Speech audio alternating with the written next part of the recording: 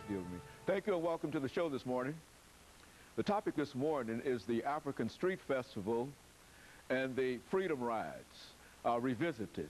And of course, we have with us to talk about the African the Street Festival, Kwame LLillard, and to talk about the Freedom Rides, Mr. Alan Kaysen, a participant in the Freedom Rides. And of course, Kwame, let us welcome you as well as you, Mr. Alan Kaysen, to the show this morning, and to talk about a topic that has been revived in a real sense, Kwame, primarily because of your efforts and the efforts of others dealing with what has happened at Tennessee State University over the last several weeks. Let's start off, Kwame, by having you and later Mr. Kaysen to give us some information relative to your background, your education, and some of the things that were important in terms of getting you involved in the activities that you're involved in now, and then we'll talk about some other aspects of your involvement.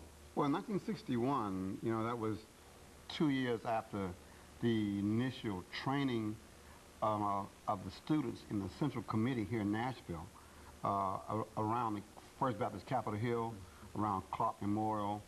There was a cadre of people who were trained in late '59 in the ways of Gandhi and resistance. And when '60 came, they were prepared to start the protest. Of course, Greensboro, North Carolina, hit on February 1st. Those students in Greensboro created the sit-in movement in Greensboro. But 13 days later, the much better organized Nashville movement undertook a successful sit-in movement that resulted in the first lunch counters in the South being open to all races.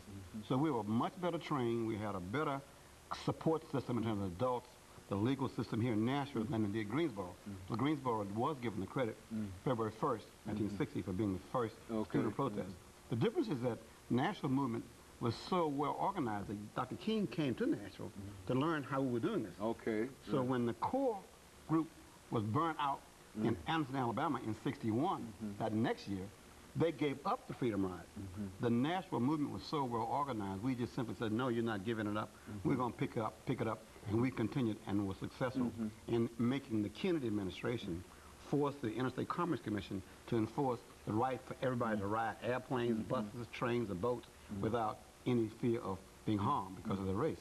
So the Nashville movement was just such simply too well organized to do anything but do what it did, which is continue the Freedom Ride and move that into voter registration in the entire South. Very good. And of course, Mr. Kaysen, as a participant in the Freedom Rides yourself, why don't you tell us what motivated you to become involved? Because I'm sure that you understood the social and the political situation at the time. What motivated you to become involved in this activity?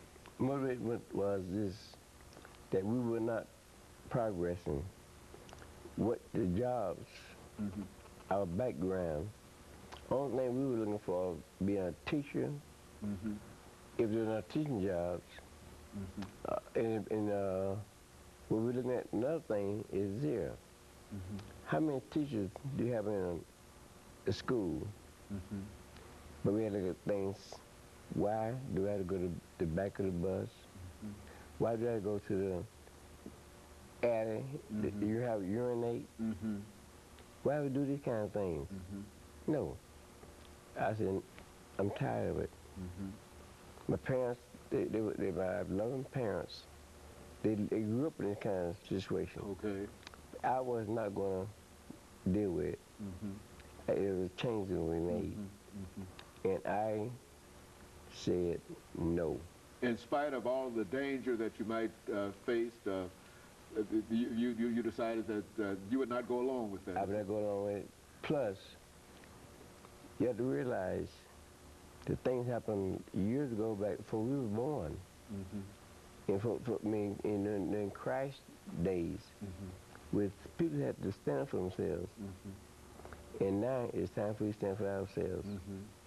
Even though we might die.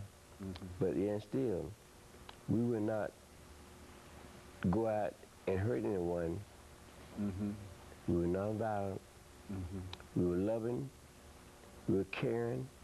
We were trying to show the people that love is better than hate. And of course, as we near this end of this first segment, with the quote that was made quite a while ago is that before I'd be a slave, I'd be willing to go to my grave, bury my grave. And so that was a prime motive in right. terms of the way many of you felt, that right. nothing was worse than the situation that you found yourselves in right. at that and particular time. plus we were not going to hurt anybody. And you were nonviolent. You were not there to try to kill folks, but only to demand the rights that you felt that you ought to have. Okay, and of course, we're making preparations for the first commercial break, and then after which Kwame is going to give us some information relative to an organization that played a significant role in this. Of course, we'll be back with our audience following this very, very short commercial break.